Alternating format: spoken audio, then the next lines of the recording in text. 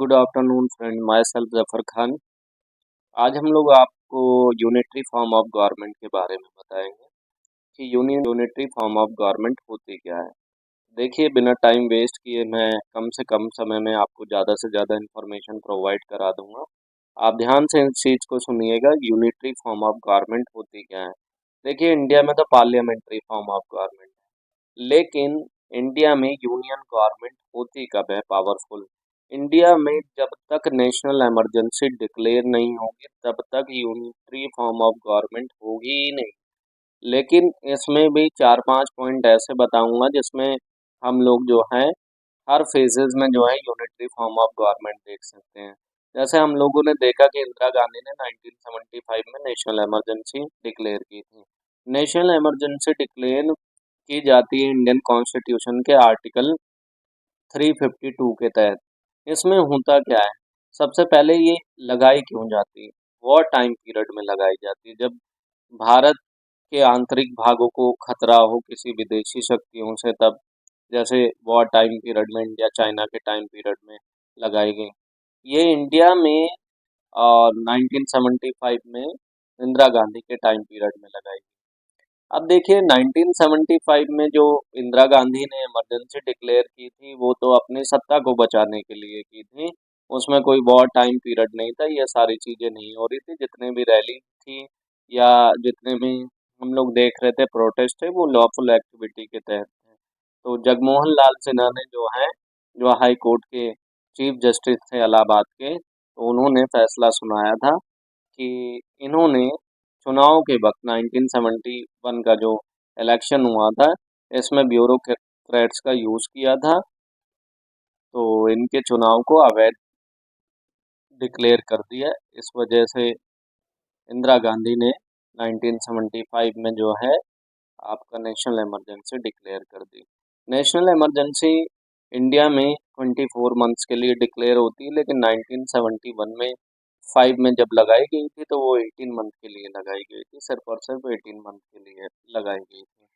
तो हम लोग देखते हैं क्या होता है। तो इस टाइम पीरियड में नेशनल इमरजेंसी जब डिक्लेयर होती है तो 5 पीपल एक साथ घूमते हुए नहीं दिखाई देने चाहिए पूरे भारत के अंदर। जैसे आप लोगों ने देखा था यार, कोरोना टाइम में क्या है, लॉकडाउन लगा था। लॉकडाउन को हिंदी में कहते हैं नाकेबंदी करना। यहाँ पे नाकेबंदी जैसा कुछ नहीं था, यहाँ पे सारी पावर जो है स्टेट की खत्म हो जाती है और जितनी पावर है वो सेंट्रल गवर्नमेंट के हाथ में आ जाती है। और स्टेट का काम कैसे चलता है, कई लोग पूछेंगे तो मैं ये बता देता हूँ। स्टेट में गवर्नर को अपॉइंट किया जाता है और यूनियन टेरिटरी में लेफ्टिनेंट गवर्नर को। तो सारा का सारा काम lieutenant governor, governor, president, PM ये सब मिलकर एक साथ देखते हैं।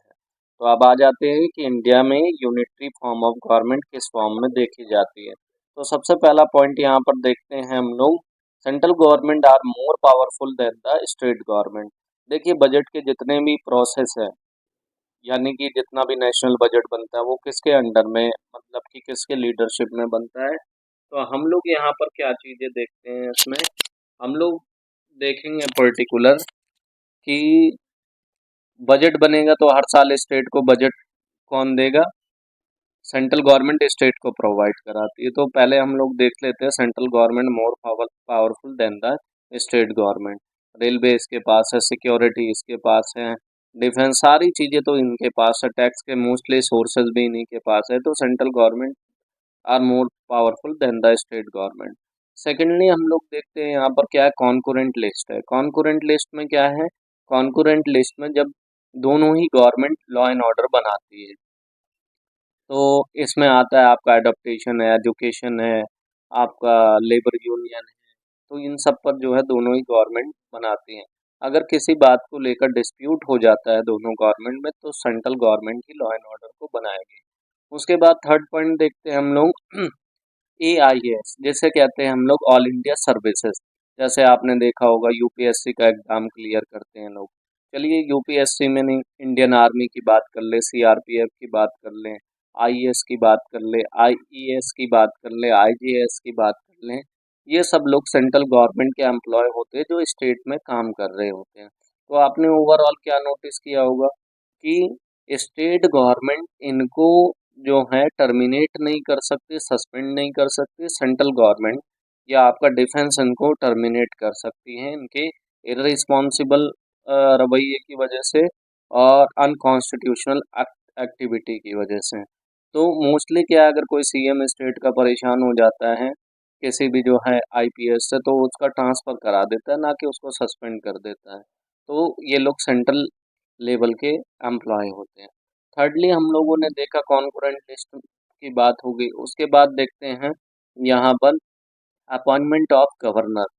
भाई सेंट्रल गवर्नमेंट यानी कि प्रेसिडेंट जो है हर एक स्टेट में एक गवर्नर को अपॉइंट करते हैं, ताकि वहाँ की जितने भी एक्टिविटी है, जितनी भी लॉफुल एक्टिविटी है, उस पर वॉच रखा जा सके, जिससे वो time to time central government को इन्फॉर्म कर सकें।